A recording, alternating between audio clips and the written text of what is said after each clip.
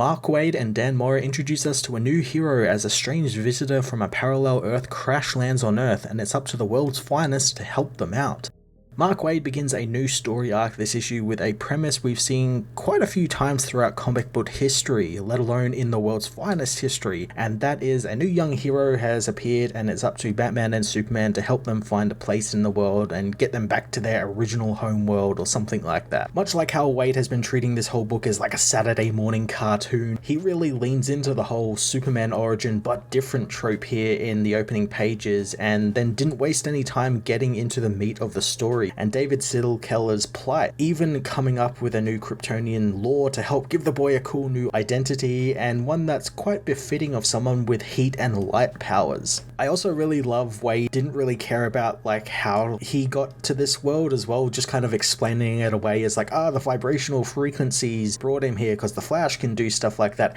Again, very Saturday morning cartoon where that really doesn't make any difference to the plot. It's more about David's plight and what he's going through. That's the more important thing, which I thought was really quite cool. Again, Robin being just the third lead of the book is fantastic, and with a story involving a wayward teen hero who needs to find their way, of course they bring in the Teen Titans and they get involved, and not just that, it's the original Teen Titans, being that the book is set in the past, so Waid getting to write them all again was just a lot of fun. Even if it was just a very brief cameo, but I'm very much looking forward to seeing what he's going to be doing with them in the next issue. Also, while it mattered literally nothing to the plot, Waid also filled the book with lots of really cool little references for people like me who are hardcore fans, like Clark's apartment being 344 Clinton Street, which was his first ever apartment in Metropolis when he moved there officially all the way back in 1947. That, along with a cool Jack Ryder appearance, it was just really cool and really kind of rewarding for someone like me who tries to read everything and go dive into the history of it all. Dan Mora again just makes the book so much fun to look at, with more snappy page layouts as well as more bright and vibrant colours thanks to Tamara Bonvillain's immaculate colouring. David's costume is a nice visual reference as well, as it harkens back to old school Kryptonian costumes that people like Jor-El would wear, you know, that green and red sort of look he had in the old comics, and I like that it's also a combination of elements from that as well as Superman's own costume and Batman's own costume, since he's got like a cowl and a really cool dark cape. Batman Superman World's Finest issue 7 was another fantastic and fresh beginning of a new storyline that plays off some of the world's finest tropes of the past while telling a story about finding a place to fit in the world. I'm going to give this issue a 10 out of 10.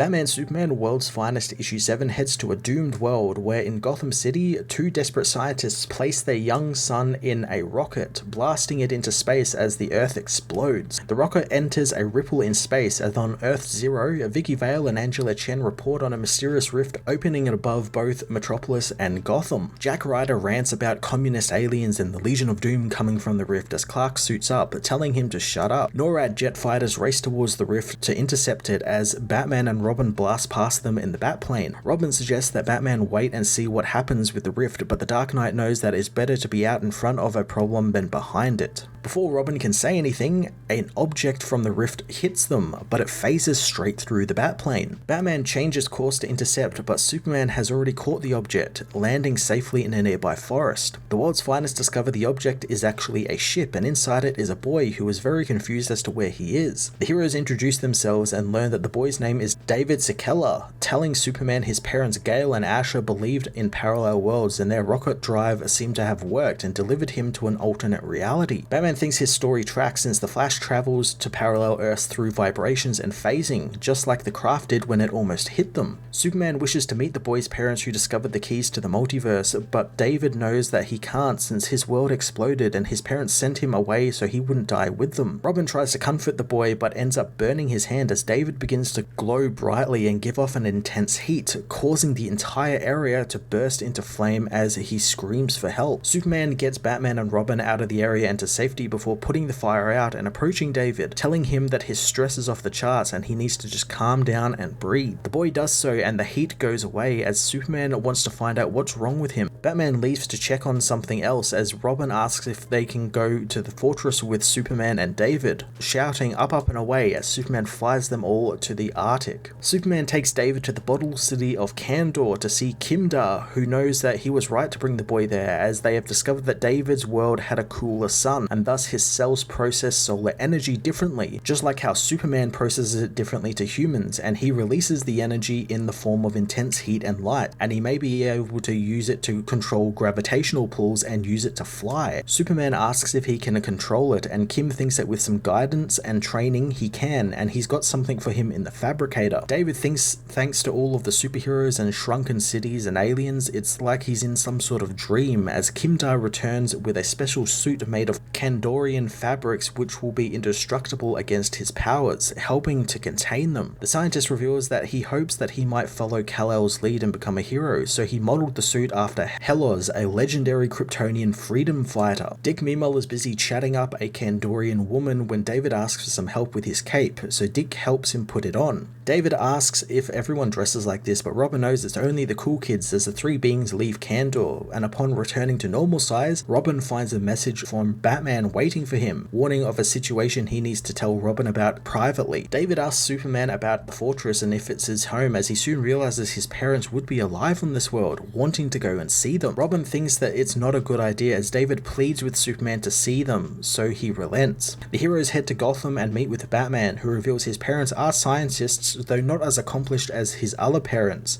pointing them out on a nearby building. David races to meet them, actually flying across the buildings to meet them, but the couple demand to know who he is. David is swept away by Superman, who returns them to Batman and Robin. Batman tells David that the couple are the Silkellers, but they had a boy named David as well, and he died when he was 3, and he doesn't want David to interact with them since it will just reopen that wound for them. Superman comforts the grieving David as later in the Batcave, Batman and Superman discuss what to do with the boy, with Clark asking if Bruce can take the boy in, but Bruce doesn't think he's equipped to deal with a child with superpowers, wondering if Ma and Pa Kent could do it. Clark doesn't want to reveal their secret identities to the boy just yet since it's too big of a secret to saddle him with in his condition right now. Superman knows that he'll have to do it as Superman as Bruce congratulates Clark on becoming a father. Robin joins the conversation and calls an audible, wanting to do something to distract David from everything that's been happening and thinks a field trip is in order. Robin takes David out in the Batcopter to a place built into the side of a mountain, making David comment about how all of these people seem to have a thing with caves, as Robin introduces David to the Teen Titans. Elsewhere, a starving man crawls towards some food as a voice tells him to simply reach through the door and grab the food, and it's all his. The man tries to, however he dies thanks to extreme starvation, much to the pleasure of the Keymaster.